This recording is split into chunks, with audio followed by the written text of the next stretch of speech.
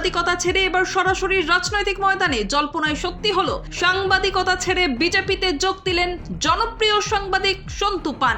গতকালই আমরা আপনাদের জানিয়েছিলাম যে তারকেশ্বরের প্রার্থী হওয়ার প্রবল সম্ভাবনা রয়েছে সন্তু পানের। সেই জল্পনাতেই শিলমোহর পড়ল আজ। স্বরাষ্ট্রমন্ত্রী অমিত শাহের হাত থেকে বিজেপির দলীয় পতাকা তুলে নিলেন তিনি। মথুরাপুর রায়দিকের যোগদান অনুষ্ঠানে উপস্থিত ছিলেন কেন্দ্রীয় মন্ত্রী সুকান্ত মজুমদার সহ বিজেপির শীর্ষ নেতৃত্ব ও কর্মী সমর্থকেরা। সাংবাদিক থেকে সোজা নেতার আসনে সন্তু পানের এই রাজনৈতিক যাত্রা শুরু হতেই রাজনৈতিক মহলে তো চরম উত্তেজনা। আমরা সাক্ষাৎকার নিয়েছিলাম সন্তু পানের। ফোনের মাধ্যমে সেই সাক্ষাৎকারে সন্তু পানের কাছে জানতে চাওয়া হয়, ক্রাইম প্রেস বেঙ্গল থেকে চিন্ময় পাল। বলুন। দীর্ঘ 10 বছরের সাংবাদিকতা জগৎ ছেড়ে রাজনীতির আঙিনায় কেন? আমি তো রাজনীতিবিদ হব বলে, পলিটিশিয়ান হব বলে কামারপুকুর থেকে কলকাতা আসেনি। আমি সাংবাদিক হতেই এসেছিলাম। কিন্তু সাংবাদিক হতে এসে আমি দেখেছি মাধ্যমিক, উচ্চ মাধ্যমিক, গ্রাজুয়েশন, MA পাস করে ছেলেগুলোদের গান্ধী মূর্তি বসে থাকার যন্ত্রণার ছবি। শীত, গ্রীষ্ম, বর্ষা তাদের এই খোলা আকাশ, মাটি তাদের সেই ভরসা ছিল। কিন্তু তাদের ভরসা হয়ে উঠতে পেরেছি আমি তাদের হয়ে প্রশ্ন করেছি চোখে চোখ রেখে। তারপর গোটা বাংলা দেখেছে রিক্রুটমেন্ট স্ক্যাম, পার্থ চট্টোপাধ্যায়ের গ্রেপ্তার হওয়া।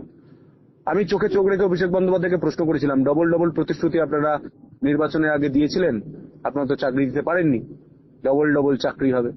তখন তিনি আমাকে আক্রমণ করেছেন, তারপর উত্তর তিনি দিতে পারেননি। মা বোনদের উপর অত্যাচার করেছে শাহজাহান, সন্দেশখালীতে আমি খবর করতে গিয়ে গ্রেপ্তার হয়ে 4 দিন জেল কেটে এসেছি। তারপরেও আমি একই উদ্যমে সাংবাদিকতা করেছি। মমতা বন্দ্যোপাধ্যায়কে সামনে পেয়ে আমি প্রশ্ন করেছি, দুটো প্রশ্ন করি, অথেন্টিক প্রশ্ন, কয়লার টাকা গোয়া ইলেকশনে ব্যবহার হয়েছে। তিনি উত্তর দিতে পারেননি, তিনি আক্রমণ করেছেন। তারপর আমি জিজ্ঞাসা করেছি যে ভারতের ইতিহাসে প্রথম যে সংবাদ মাধ্যমের সামনে লাইভ ফাইল চুরি করে পালিয়ে যাচ্ছেন, ফাইল নিয়ে চলে যাচ্ছেন মমতা বন্দ্যোপাধ্যায়, তিনি উত্তর দিতে পারেননি। তার বদলে আমি একাধিক FIR পেয়েছি, অভিযোগ হয়েছে থানায়, আমাকে থানায় ডেকে বস করিয়ে রেখে জিজ্ঞাসাবাদের নামে হ্যারাস হয়েছে। আপনি বলতে পারেন আপনি বাঁচার জন্য কি চলে গেলেন, পলিটিশিয়ান হয়ে গেলেন? না।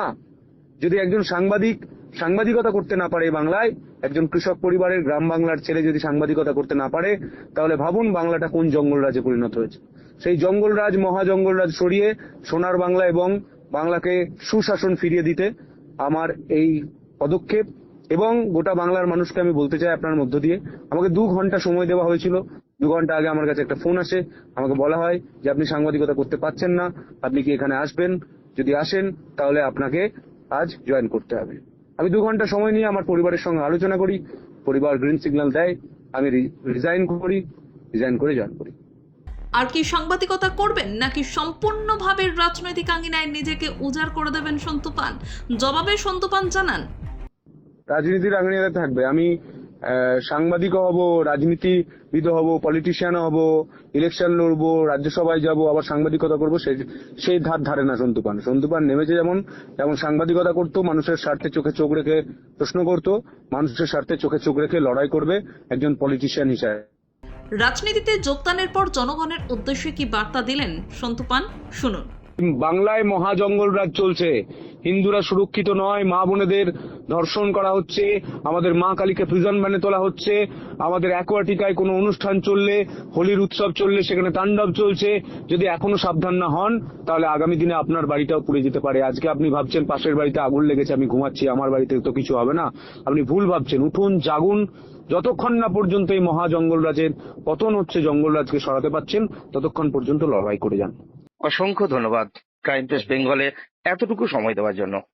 এখন দেখার আসন্ন নির্বাচনে দুধে এই সাংবাদিক বিজেপির হয়ে কতটা প্রভাব ফেলতে পারেন। Bureau report, crime press Bengal.